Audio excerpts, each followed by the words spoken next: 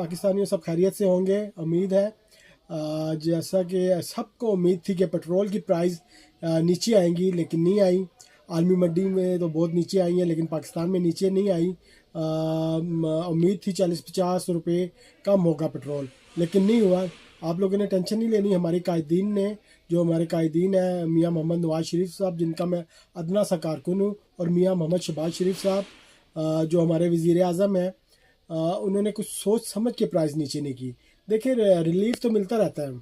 उन्होंने अभी बिजली में रिलीफ दिया है, तो इसमें रिलीफ इसलिए नहीं दिया। देखिए, ये पैसे आएंगे हुकूमत के पास, तो वो इनको यूज़ करेगी रोड बनाने में, पुल बनाने में, सड़कें बनाने में, फ्लाईओवर बनाने में, वो इन में यूज़ करेगी।